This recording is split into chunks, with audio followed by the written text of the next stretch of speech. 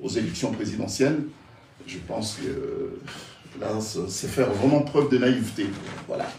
Donc c'est pour cette raison qu'il s'agit d'un problème politique et la réponse ne peut être judiciaire mais politique. Ouais.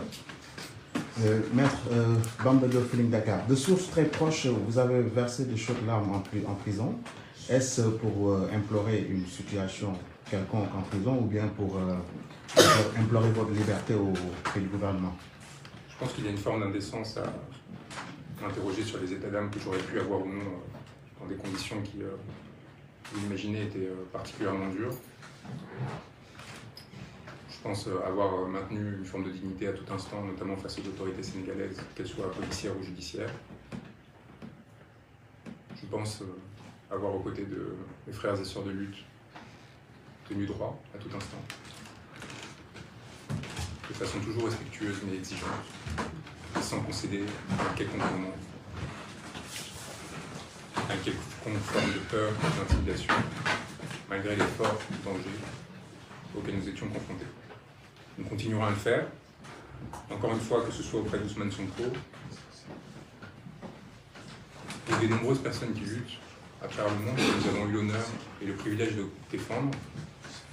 Le Julian Assange, le fondateur de Wikileaks, dont je rappelle qu'il est encore enfermé dans une prison antiterroriste après des années de persécution par les États-Unis, qui a fait l'objet de cavales similaires à celle qu'a subie Ousmane Sonko, et qui n'a eu pour seul tort que de rendre public des informations d'intérêt général concernant des crimes commis par des pouvoirs occidentaux.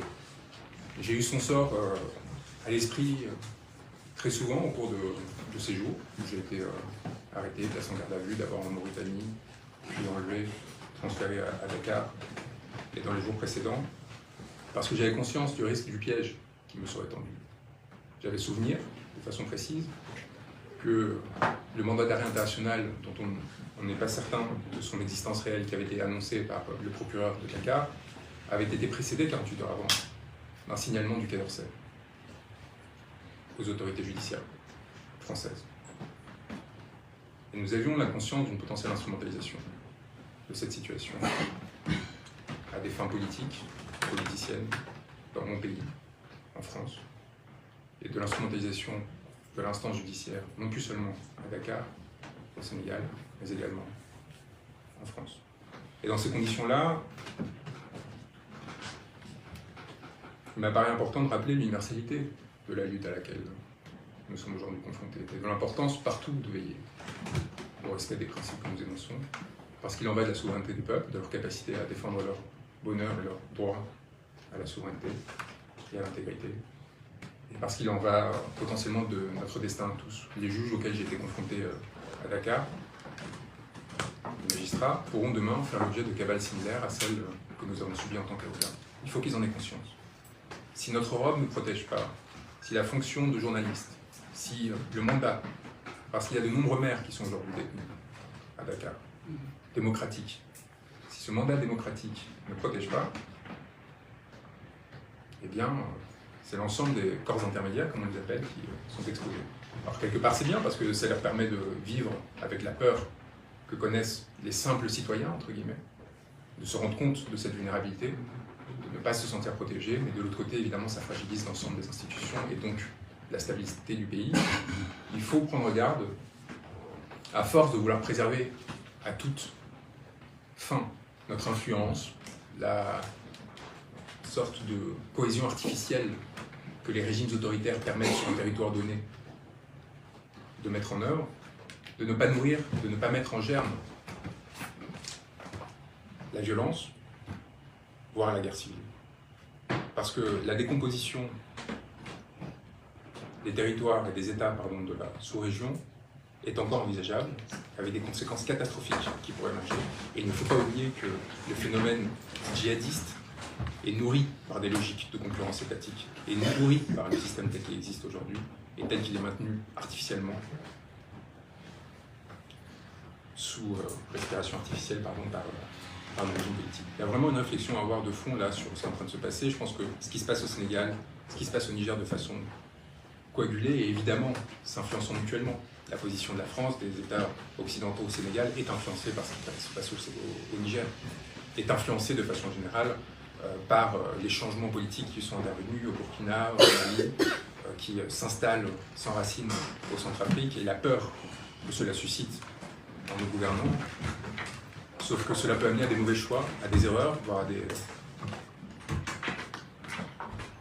qui auront des conséquences potentiellement catastrophiques pour les peuples qui seront pris en otage de ces luttes d'influence. Il faut sortir justement de cette dynamique qui consiste à favoriser un tel régime ou un autre sur le fondement de lutte d'influence géopolitique. Il faut renouer avec une forme de coopération, d'engagement avec et pour les peuples. La politique diplomatique de la France, si elle souhaite retrouver son influence, doit s'adresser directement aux populations, doit mettre en place des politiques d'investissement, d'éducation, de formation, d'échanges culturels à égalité, dans les deux sens, qui touchent directement les populations. C'est la seule façon pour la France de recouvrer une forme de respect, une forme d'écoute au sein de populations qui n'en peuvent plus de ces jeux de pillage, d'influence et de tricherie mutuelle.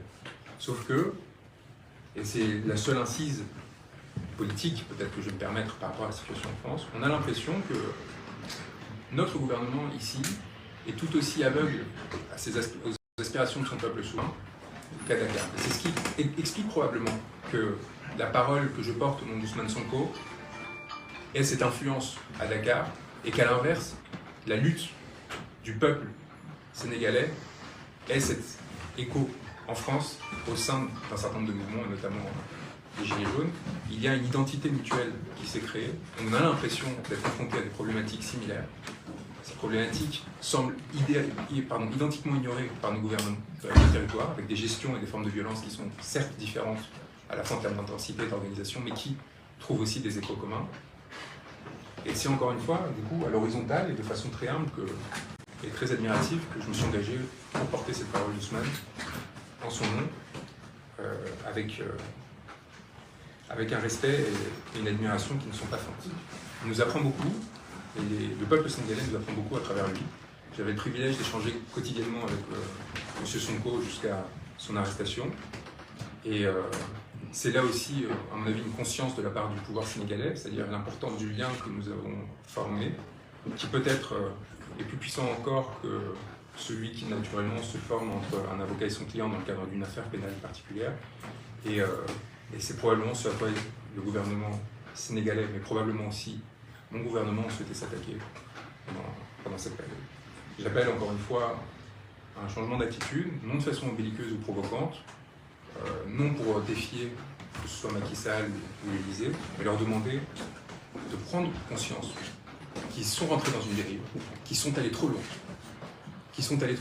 Parce que le soutien que j'ai eu l'honneur de recevoir pendant cette période, provenant de toute famille politique, de personnes qui se sont opposées férocement à moi ces dernières années, qui m'ont déconsidéré pour de nombreuses raisons, est significatif, non pas de ma valeur, mais au contraire de la gravité de la transgression qui a été commise par les personnes qui nous font face.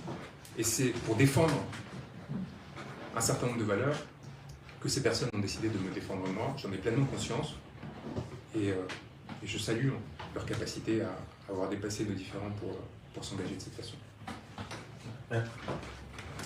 Merci beaucoup, Falchek, Sénégal.info. Alors, maître, il y a certaines questions que beaucoup de Sénégalais se posent. Vous êtes arrivé au Sénégal en passant par la Gambie, ce sont des informations venant du ministère de l'Intérieur sénégalais. Vous êtes arrivé à Dakar, vous avez assisté à la conférence de presse des avocats et Ousmane Sonko. Vous avez fait un discours, un texte de 10 minutes. Vous êtes reparti illico presto